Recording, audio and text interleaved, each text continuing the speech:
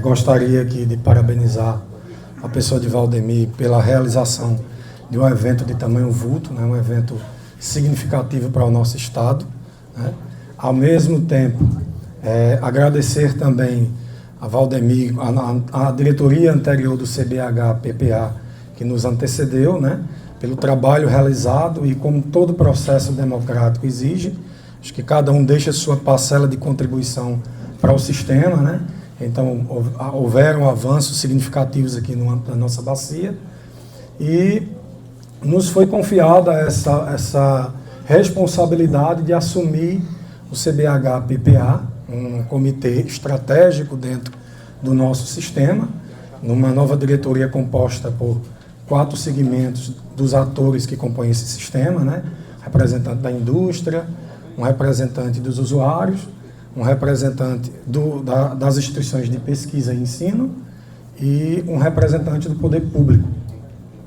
E aí, falar do CBH, eu peço até desculpas porque a gente não trouxe nenhum material, tendo em vista que a gente houve essa eleição dessa chapa agora há poucos dias, há 10, 15 dias, né?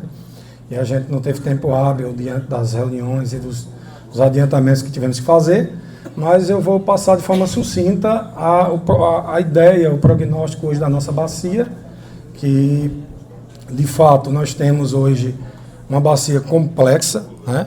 A gente, além de ser uma bacia interestadual que contempla o estado do Rio Grande do Norte com a Paraíba, a bacia hoje tem uma extensão de 42 mil quilômetros quadrados, né? Ela abrange aí uma população em volta de 1,5 milhão de habitantes e formada aí por 147 municípios. Então, assim, uma bacia, acho que dos comitês de bacias federais, um dos poucos que funciona nessa modalidade, né? Essa gestão integrada entre 2 estados, de forma participativa, né? E assumir esse desafio diante de um quadro que se apresenta hoje no nosso planeta, eu não diria local, mas no nosso planeta, né? A gente vive um quadro de mudanças climáticas extremas. A gente recentemente enfrentou problemas ali num trecho do sistema Engenheiro Havaí de São Gonçalo, do qual eu estava presidente da comissão de alocação. E aí eu abro um parênteses para a questão do sucesso, Valdemir, das comissões de alocação negociada que foram implementadas no nosso sistema, né? Que elas conseguem dirimir esses conflitos locais através da mediação, através do diálogo, né? Através da conversa. A gente consegue resolver muito problema local com as necessidades hídricas de diversos atores que compõem esse sistema. E a gente, nossa ideia nasceu dentro de uma comissão de alocação. Então, o que pensamos como comitê nasceu dentro da comissão de alocação do sistema Engenheiro Havaí de São Gonçalo. Quando a gente sofria a questão dessa mudança brusca com a chegada das águas do Velho Chico, né? Ninguém sabia como seria, como ficaria, né? A gente ainda estava em fase de pré-operação até o ano passado, e a partir deste ano entramos definitivamente na fase de operação em si, né? E a gente, para nós era tudo novo, tudo muito novo, e como é que como é que o sistema se comportaria diante dessa mudança. E aí, de cara, nós tivemos os problemas sérios com a questão de um atraso na obra de modernização das tomadas de fundo de água da barragem de Engenheiro Havidos, né? E isso causou impacto na alocação, causou impacto na gestão de recursos hídricos em si, tendo em vista que a gente não tinha condições de acumular água suficiente na barragem de Engenheiro Havidos, né? E prejudicava, consequentemente, os usuários, a Jusante, a Açude de São Gonçalo e Rio Piranhas, consequentemente, né? E aí, com muita luta, com muita conversa, muito diálogo com o IMDR, muitas reuniões, acho que a gente esgotamos todas as cotas de reuniões com o Ministério e ANA possível, e a gente conseguiu solucionar em parte esses problemas. Mas recentemente tivemos aí umas chuvas consideráveis no mês de março, na região a gente estamos ali localizado, especificamente o sistema Engenheiro Havaí de São Gonçalo, no Alto Sertão da Paraíba, e chuvas consideráveis causaram um aumento substancial reservatório de Engenheiro Avidos e houve o risco de comprometimento de uma ensecadeira. Isso causou um pânico e a gente já estava vivendo aí enchentes no Rio Grande do Sul, foi um pouco antes dessa enchente maior agora, né? E as pessoas ficaram em pânico, houve deslocamento de famílias à madrugada, então houve uma situação bem ruim, né? E isso abriu os olhos, nos alerta, porque a gente teve esse aumento de vazão e o açude fazia a descarga direta por uma comporta radial e essa descarga chegou a um pico máximo de 60 metros cúbicos por segundo, suficiente para causar inundações. E aí você puxa para quem é da área, né? Eu não sou da área, minha área é jurídica, mas a gente no dia a dia aprendendo, né? Conversando com as pessoas da área, a gente entende que não seria uma vazão suficiente para causar inundações, para causar prejuízos, e causou. Por que causou? Os problemas pontuais que a gente tem na bacia. Sofremos com problemas de rios assoreados, rios sem calhas, né? Mata ciliar destruída. O nosso Rio Piranhas hoje pede socorro, assim como o Velho Chico, né? Então eu creio que a nossa ideia hoje é essa abordagem dos comitês de bacias, e eu vejo de um ponto de vista também jurídico, que os comitês de bacias hoje, eles não são atores dessa discussão climática, na realidade eles são os protagonistas. Os comitês de bacias já transcendem, inclusive, aquilo que o legislador idealizou, né? A ideia do legislador seria transformar esse plenário das águas, né, numa forma que a sociedade participasse de forma mais heterogênea possível, né? Vários atores que compõem o sistema de usuários, agricultores, indústria, enfim. E com essa participação descentralizada, que a sociedade pudesse estar a par dessas decisões, né?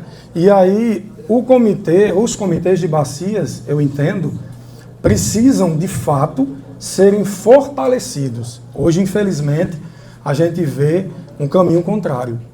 Eu ouvi outros colegas falando, isso me preocupa. Eu achava que isso eram situações pontuais, mas os comitês de bacias precisam ser vistos de uma forma diferente e ser vistos como protagonistas, porque a discussão está no seio da sociedade. O que nós pensamos como planeta?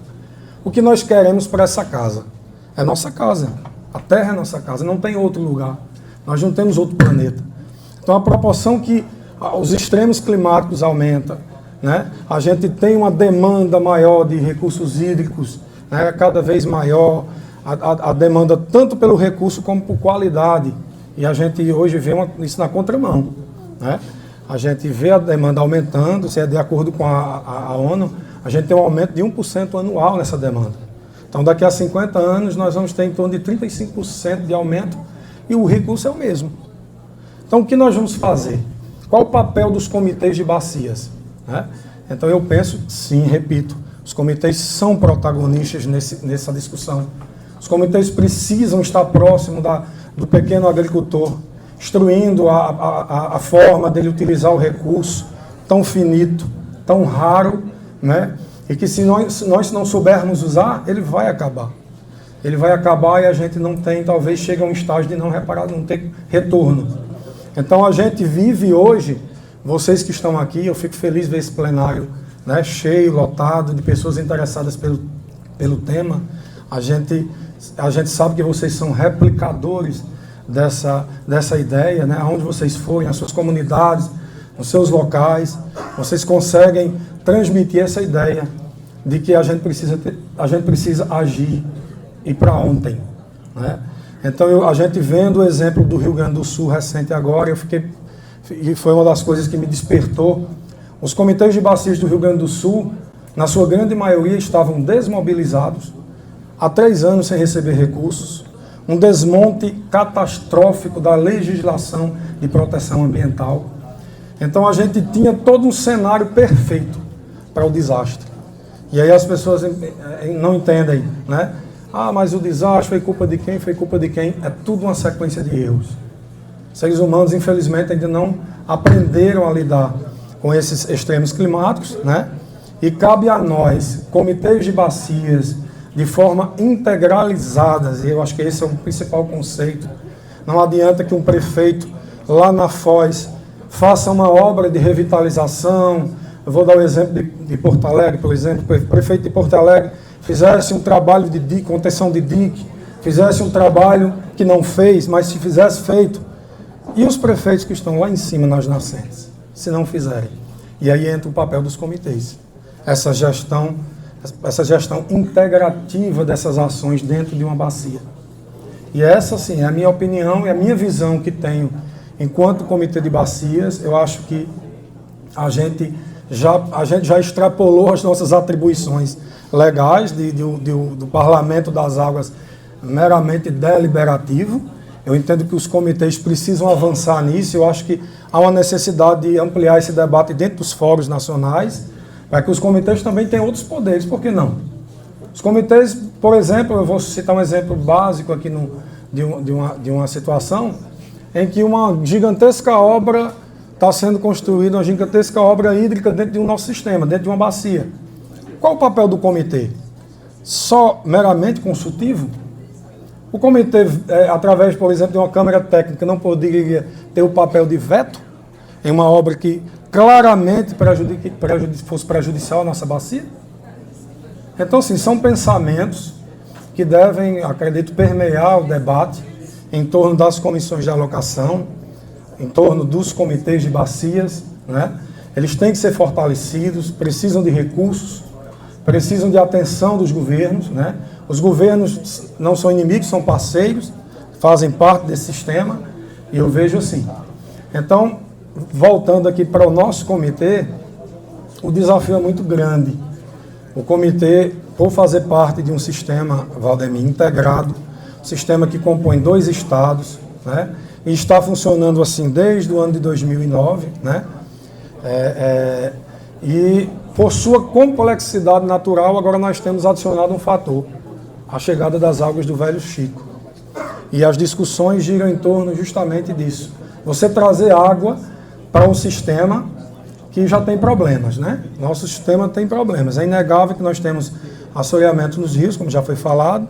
A gente tem depósito de resíduos sólidos aí de esgoto pelos municípios, que não são, que simplesmente se fecham os olhos para essa situação. E como você vai trazer água sem qualidade? Água a um custo relativamente alto, né? Um custo que sai dos cofres públicos, e a gente precisa estar no centro do debate. Os comitês precisam trazer isso para o debate. A gente precisa olhar os mecanismos de cobrança, talvez sejam essenciais à sobrevivência dos comitês, mas a gente precisa ter um olhar para a bacia como um todo. A gente precisa enxergar todos os problemas, desde aquele menor, né? Desde aquele pequeno conflito ali numa bacia, naquela comporta, daquele problema simples, mas são problemas. E o comitê precisa, ou os comitês precisam estar próximo desse problema, próximo da sociedade. Nós como sociedade, né? Porque somos a sociedade, independente que seja governo, que seja sociedade civil organizada ou usuário, somos a sociedade. Então, o meu pensamento é esse e assim, aceitei esse desafio, sou, acho que o mais novo aqui desse sistema, né? Espero atender às expectativas dos membros, dos usuários, de todos aqueles que são impactados diretamente com a boa gestão de recursos hídricos. Porque se você não tem, como o companheiro do Maranhão falou, se você não tem uma boa gestão de recursos hídricos, você não tem desenvolvimento econômico, você não tem desenvolvimento social, você não pode se pensar uma sociedade justa, igualitária, se o recurso principal da economia, da vida, ele não é bem partilhado, ele não é bem gerido. Então, assim, essa é a nossa preocupação, e eu trago um pouco da experiência lá das alocações, como eu falei, das discussões, né, com os usuários ali na ponta. Eu vejo as comissões como uma evolução, né, porque os comitês permitiram que os usuários ali, que nem fazem parte, talvez, do comitê em si, eles consigam debater o destino daqueles recursos, né? E eu observei ultimamente que os usuários começaram a compreender. Na minha cidade mesmo, eu sou de Sousa, na Paraíba, Na minha cidade mesmo, as pessoas não sabiam nem o que era uma comissão de alocação, o que é um comitê de bacias. E no meio desse debate, desses problemas de alagamento, inclusive foi matéria do Jornal Nacional, foi matéria em rede nacional, essa questão desses alagamentos, e de quem era a responsabilidade, por quê, enfim. Em meio de todo esse debate, as pessoas começaram a perceber, existe uma comissão de alocação, existe um comitê de bacias, qual o papel? Né? Então, aí sim entra o nosso papel de protagonistas nessa discussão, na discussão climática, na discussão das soluções dos problemas de nossa bacia. Então, assim, eu encerro minha fala, muito feliz e com peso de responsabilidade de suceder a diretoria, a quem eu, como eu falo, agradeço, a Valdemir, Procópio, né, Raimundo, Jacodemos, que nos antecederam nessa diretoria anterior, e esperamos agora dar continuidade a esse trabalho, as portas ainda abertas, esse diálogo com os fóruns nacionais, a gente quer ampliar isso, a gente quer externar esse comitê para o máximo de debate, com a integração inclusive com o comitê do São Francisco, amigo. A gente precisa conversar, a gente precisa entender, porque a importância, Valdemir, desse evento é esse, né? Você trocar conhecimentos, informações acumuladas que às vezes o outro comitê ainda não amadureceu aquele ponto. Então você absorve essas informações e você consegue evoluir. E eu acho que cada um tem alguma coisa a evoluir, um tem para trocar uma experiência boa para o outro, e assim a gente vai se ajudando e aperfeiçoando o Sistema Nacional de Gerenciamento de Recursos Hídricos. Então são essas as minhas considerações. Agradeço a todos.